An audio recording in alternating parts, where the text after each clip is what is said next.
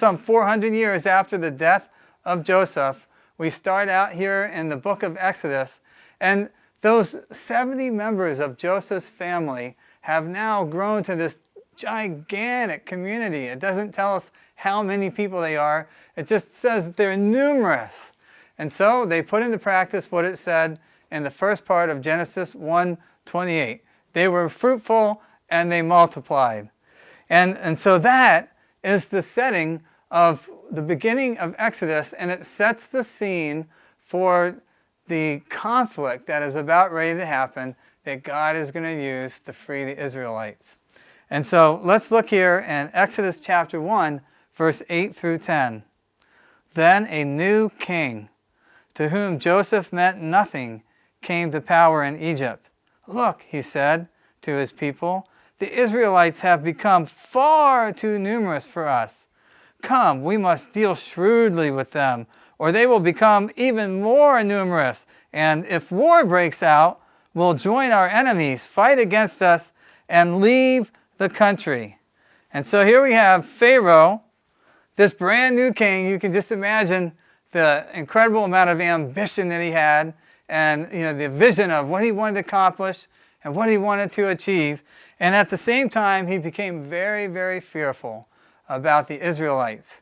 And he just thought, you know what? They could be a threat to my future. They could be a threat to my dreams. They could be a threat to our way of life. And so, as a result, what did he do? Well, he adopted a conspiracy theory. That's right, a conspiracy theory. Those aren't new. They've been around since the beginning of time. And what was this theory? Well, his theory was the Israelites are a threat to the rest of the nation. What's going to happen is, if we ever go to war, the Israelites are planning to join our enemies. That's what they'll do. And then what they'll do is they'll fight against us and cause us great harm. And then eventually they're going to get up and leave out of the country after we get defeated. And so here you go. This is the conspiracy theory. Now, something that we got to remember is that the Israelites had been living in Egypt for well over 400 years, maybe 500 years they'd been living in Egypt. And so racism was alive and well and very, very real in ancient Egyptian culture. How long do you have to live in a place before you're starting to be considered as if you're like one of the people? The Israelites had been there 400 or 500 years. Their parents were born in Egypt, their grandparents were born in Egypt, their great-grandparents, their great-great-great-grandparents. They had been there a long time.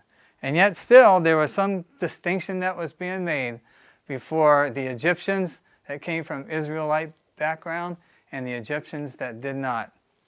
And so, as a result, Pharaoh had his fear and his ambition and this racism all combined together. And what it did was it created just increasing levels of evil conduct and evil behavior on the part of Pharaoh and the Egyptian people.